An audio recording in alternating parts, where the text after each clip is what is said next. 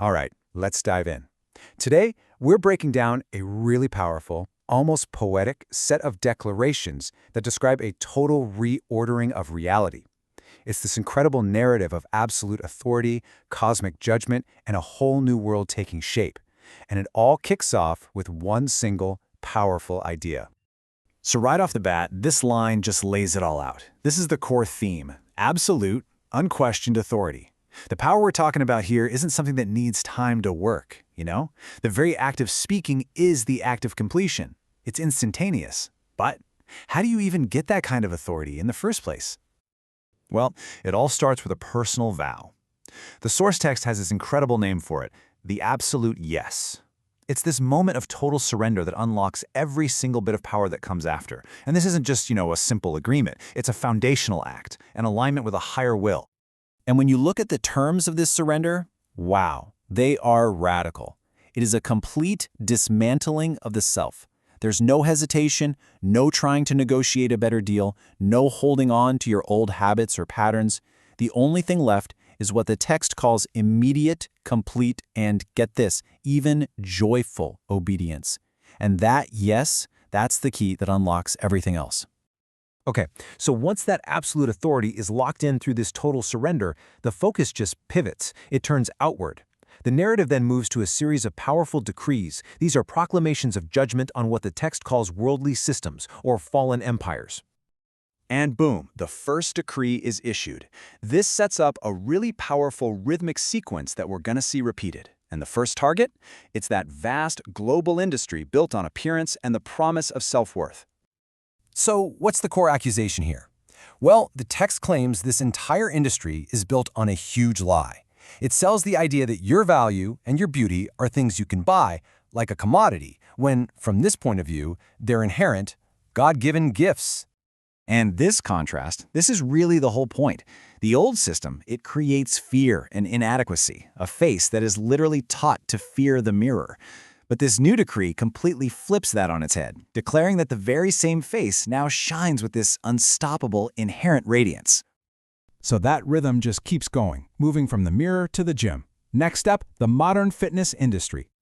And you'll notice a similar pattern here, a similar kind of deception. It's the idea that all that physical effort can be a path to salvation, or that a perfect body is somehow a way to cheat death. The source text frames this whole promise of sweat as salvation as a kind of false promise. So what this does is completely flip the script on what strength even means. Worldly power, measured in how much you can lift or how many followers you have, all that stuff gets thrown out. The new standard, the new measure of strength, is found in service, in compassion, in gentleness. It's a total inversion of the old values. And for the final target in this section, we're talking about maybe the most powerful system of them all, the massive industry of entertainment, the dream factory itself. The charge against it is pretty profound. It's that the entertainment industry has basically trained us, as whole cultures, to worship false images and to desire things that have no substance, to lust after shadows. But here's the thing. The decree isn't just about canceling them. It's about reclaiming them.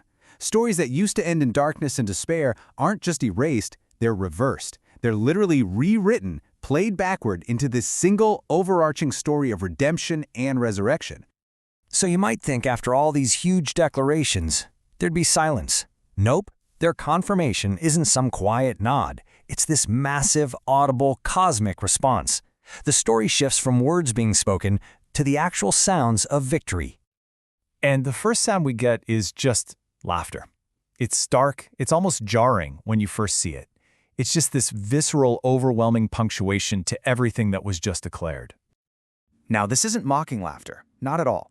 The text explains it as this: explosive, pure joy of a parent watching their child finally achieve this long-awaited, decisive victory over every prison. It is the sound of total liberation. And then there's a second sound, a single, heavy syllable. If that laughter was the celebration, this is the final word, the verdict. So this word, hood, it's not just a word, right? It's an event. It's described as the one single strike that ends the argument for good, the final conflict with darkness. It is a victory so complete it never, ever has to be repeated or defended. It just is.